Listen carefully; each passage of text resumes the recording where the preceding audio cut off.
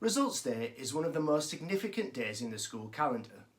For students, it's a day of excitement, relief, disappointment, or uncertainty.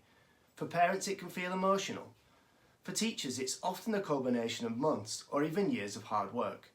But if you're a middle leader, I'd suggest it's something else as well. It's a leadership opportunity.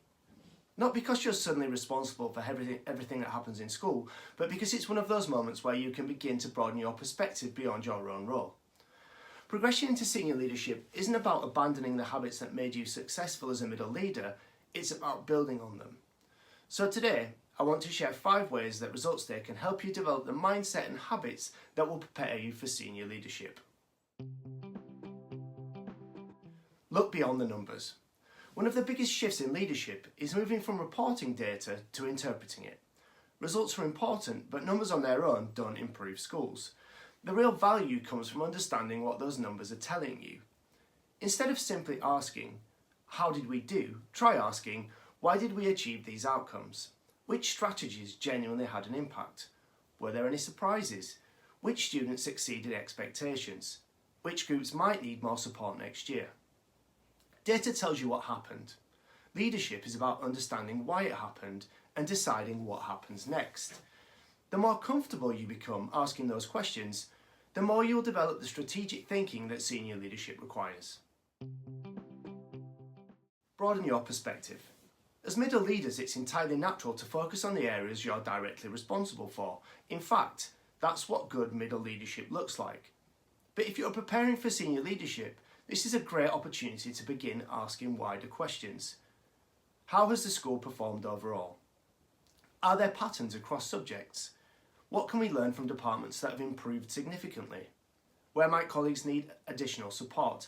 How might these outcomes influence curriculum planning, staffing, or professional development? Thinking strategically doesn't mean losing sight of your department. It means understanding how your department contributes to the success of the whole school.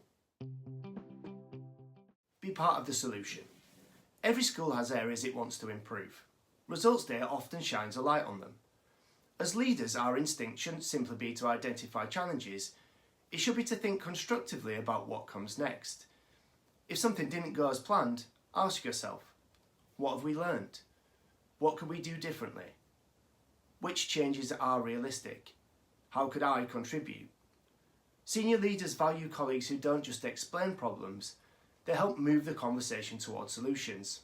You don't need all the answers, but developing the habit of thinking proactively is one of the best ways to grow as a leader. Lead the people behind the results. Results Day can quickly become focused on spreadsheets, percentages, and headlines. But schools are about people. Behind every grade is a young person. Behind every set of results is a team of colleagues who invested huge amounts of time and care. Some students will be celebrating. Others will need reassurance. Some colleagues will feel incredibly proud. Others may quietly question themselves. Leadership is often found in those conversations. Checking in with a colleague. Congratulating someone who's worked hard. Taking time to listen. Supporting a disappointed student.